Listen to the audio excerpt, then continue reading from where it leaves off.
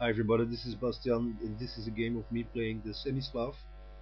So I'm playing black, and play starts with d4, d5, knight f3, e6, c4, so we're seeing the queen's gambit by white, and c6, and this is the semi-slav, where we have a solid pawn structure, which is somewhat passive, but difficult to attack for white.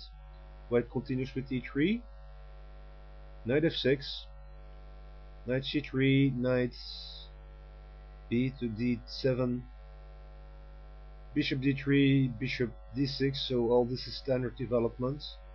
d3, castle, castle, and queen to e7, and black is preparing e6 pawn push with additional support of the queen. c7, and the bishop falls back to c7.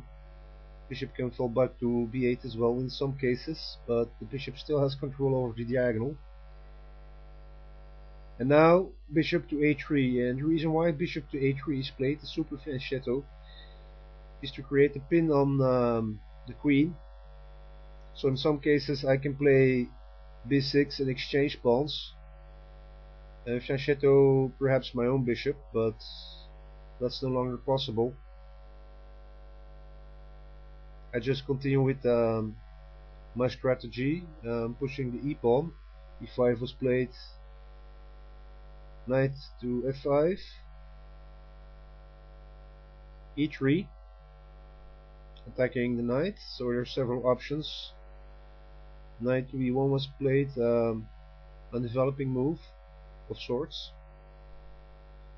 Rook d8, strengthening the e-file. Queen d2, and knight to f8. So we're seeing that the move rook to e8 has two purposes, not only strengthening the e-file, but also redeveloping the knight, perhaps to e6 or g6.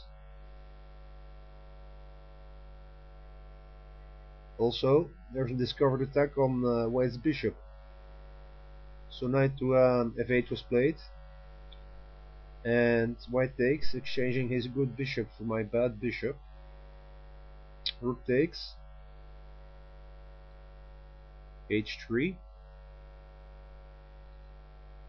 knight to g6, swinging the knight back into attack. Knight to c2, and bishop to b8. So what's the point of bishop to b8? Bishop to b8 frees up the c7 square, and after queen to c7 I'm getting mating threats on h2. So queen to e2, queen to d7, and g3. Now this does prevent the mate threat, however it weakens white's king side by developing more and more pawns. So now, for instance, if knight chase 4 is played and white recaptures, we get queen h2 mate. So white already has to be very careful here. h5 was played instead by black. King h2 and h4. Of course, the pawn cannot recapture because of the pin of the queen. Rook to g1 to support the pawn,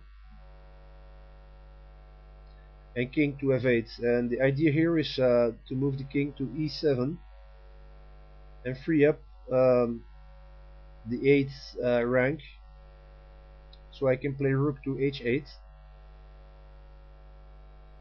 after the pawns are exchanged. Rook to f1, king e7, king to h1, king h8, and f4. So I exchange en passant, and white recaptures, and I take another pawn and rook recaptures.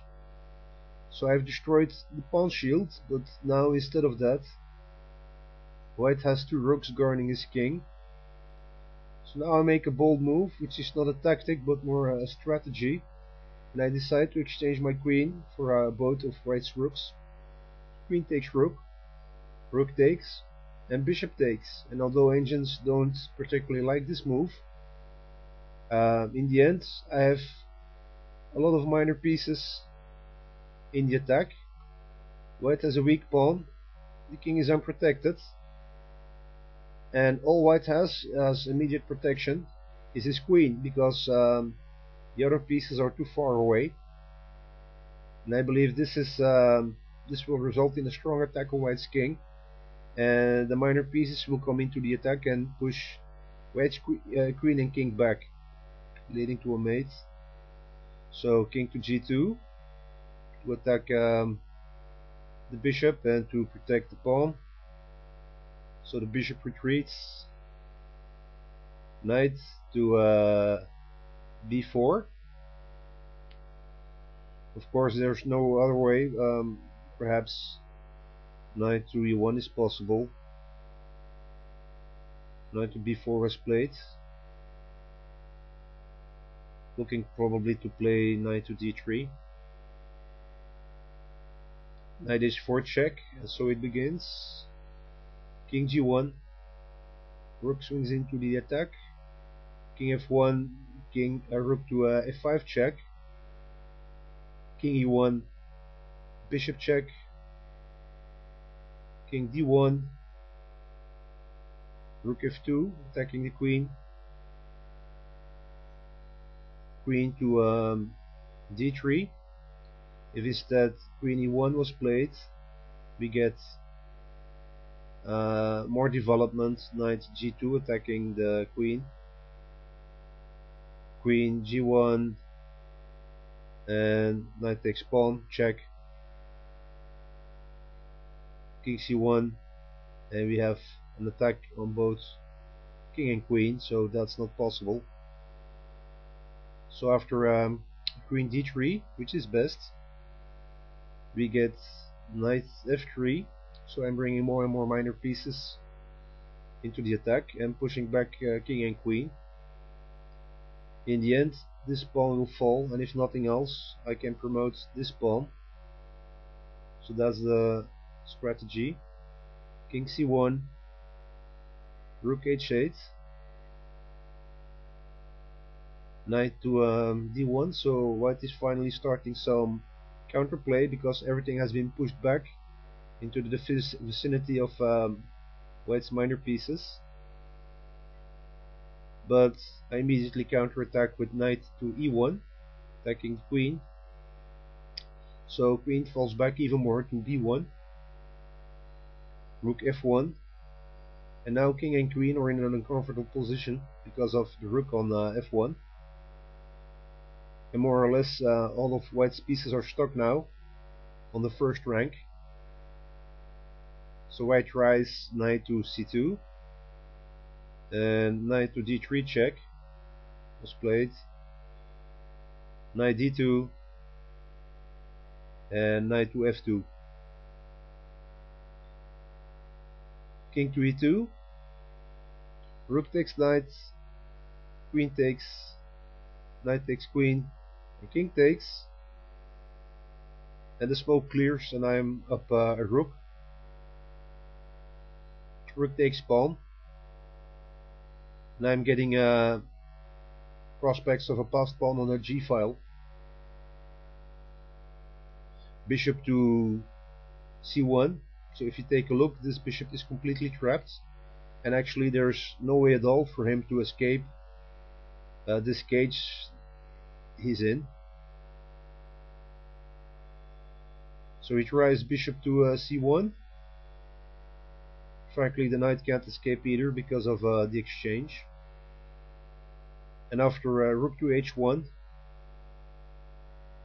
this knight has become trapped as well. King d2, rook h2 check, king c3, knight e4 check, and the king has been driven back to b2. Now there is nothing at all possible to stop the g 7 pawn advance. So g5 is played, and white resigns at this point because there is no way to stop this at all. So that's my game playing the semi-Slav. I hope you enjoyed watching it, and have a great evening.